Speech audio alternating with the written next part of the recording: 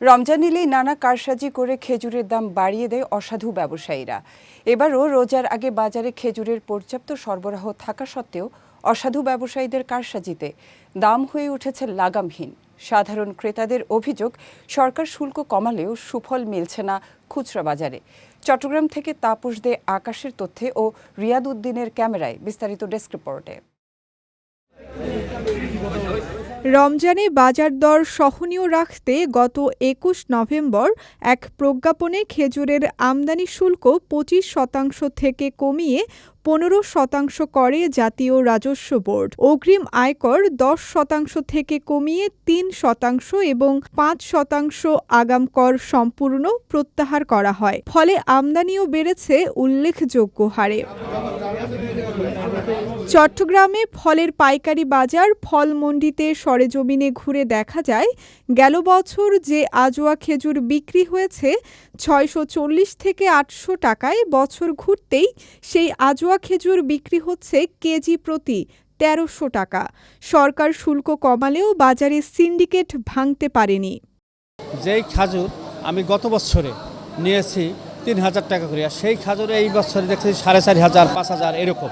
কিন্তু আমরা শুনছি যে গভর্নমেন্ট ট্যাক্স কমাইছে খাজুরের উপরে, তো তারপরেও দেখতেছি যে সেই অনুপাতে খাজুরের দাম কমে নাই।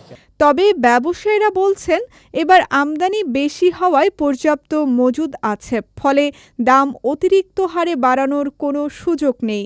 গত বছর বিগত ২ বছর হিসাব করলে ওভারঅল প্রত্যেকটা খেজুর ৪০০-৫০০ মিনিমাম দাম কম। বাজার আরও কমে যাবে, যা কমছে এর থেকে আরও কমবে বাজার। এদিকে বাজার দর নিয়ন্ত্রণ রাখার জন্য নিয়মিত অভিযান পরিচালনা করা হচ্ছে বলে জানান এ কর্মকর্তা। এখানে আমদানিকারক একজনকে আমরা তদারকি করেছি, মায়াবী। আমরা সেই আমদানিকারকের এখানে ভাউচার যাচাই করে আসলে ভাউচারের কোনো গরমিল আমরা পাইনি। তো আমরা ব্যবসায়ীদেরকে পরবর্তীতে আরও তদারকির মধ্যে রাখবো। যদি যখন আইনের ব্যত্যয় ঘটবে, আমাদের নিয়মিত মনিটরিংয়ে সেটা যদি উঠে আসে, আমরা আইনগত ব্যবস্থা গ্রহণ করব।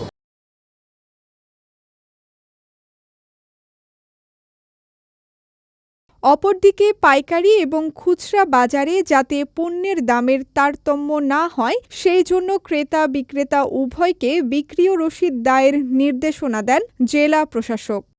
আমরা তাদেরকে বলেছি, আপনি অবশ্যই রিসিট দেবেন। আমরা খুচরা বাজারে যারাই বিক্রি করছে তাদেরকে কি দামে কিনছে আমরা সেগুলো নিশ্চিত হতে পারি যে তারা বেশি দামে না কিনে বেশি দামে বিক্রি করছে, তাহলে আমরা ব্যবস্থা করব।